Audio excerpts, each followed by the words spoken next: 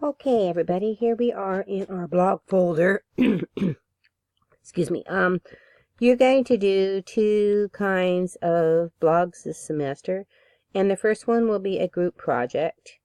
And when you open your group folder, you'll see the different members in your folder, and then it'll say email so that you can talk to each other, and blogs.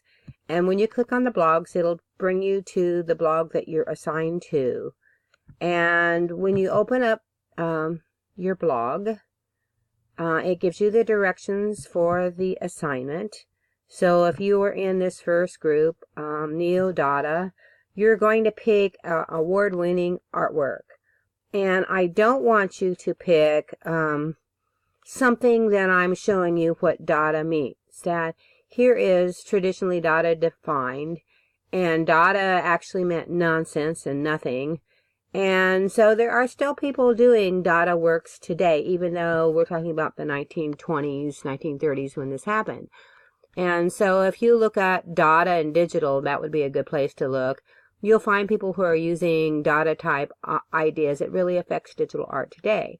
And then everybody, you pick a couple pieces that you really like and contact your group members, and they also do the same. And then you should vote for your winning piece.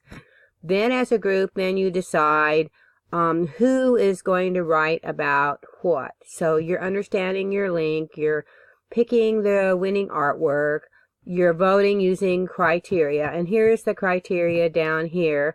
Description, analysis, interpretation, judgment, why you think it's good. And then each person will take one of the things to discuss about the winner. So, and there's a form there. Here is committees that are doing similar things, and they're picking really different things than you've ever seen. So if you want to look at the Turner Prize, you get an idea on that. And this is how some of the most important artwork is judged, kind of in a blind way, either by committee or by judges who really know what they're doing to pick top award winners across the country and put things into museum shows. So you all are doing a similar type job. That there is also a criticism guide here to give you an idea about writing about it. And you'll be doing something really similar when you talk about your museum papers. So it gives you a chance to practice all these things. Okay.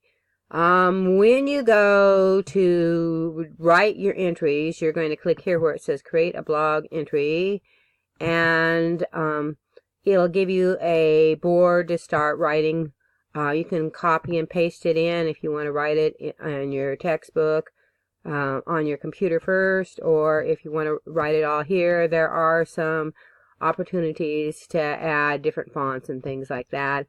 And then down here at the bottom you click save as a draft. You want to keep working on it until you're ready to post. And that is all there is to the first blog entry.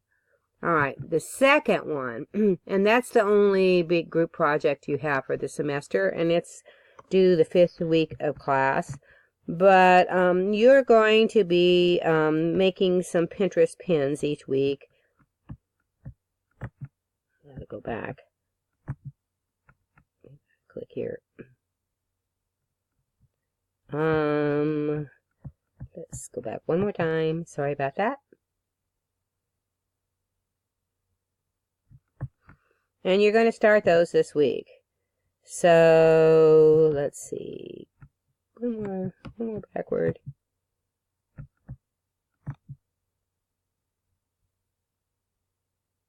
Alright, so down here at the bottom, it says Pinterest blogs. And you're going to click on that. And each week, you're going to write what you discover in your Pinterest boards that you decide that you like. And you only have to write about a sentence. But here is a recording on how to make your Pinterest pins. And then I have lots of pictures on setting up your Pinterest site and doing all these things here.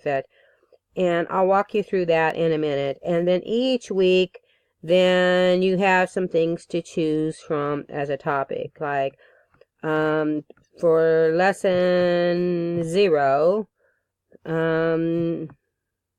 you're going to find something that you like, an artist that you really like. So find a board or an artwork that you think is really interesting and make a board on it. So my favorite one was Carol Nelson, and she's one of my favorite artists. I think she has incredible style. And I've made a board just about her. This is my favorite board. I have like 30 pins, and I have 34 different people following this board because other people really like her as well. So you're going to go out there and look for something that you think is really interesting. I think she's, her sense of design and everything is gorgeous. So that's why I follow her. And then that's what I would write in my Pinterest blog board, that if I am ready to do it, then I come over here and I write create blog entry, and I click there. I've made my pins, and I'll show you that in a second when I'm on that site. And this would be my favorite. And then just down here, then I write, I love Carol Nelson. She is absolutely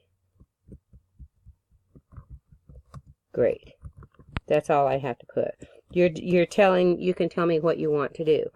All right, then the most important thing, and that's what all the instructions are, is up here at the top where you've made your board.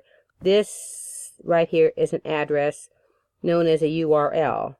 And if I click on it, you see how that has turned blue and highlighted it?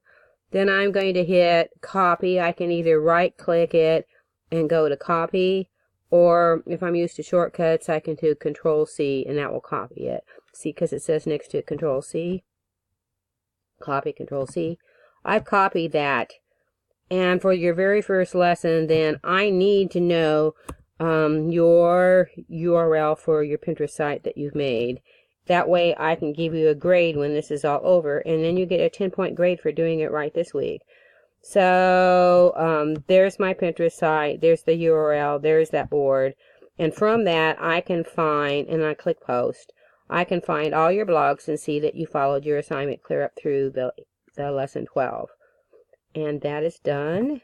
And you can see then it says over here on the side, there's my blog. I've got it, made it, and there's all the instructions for doing it.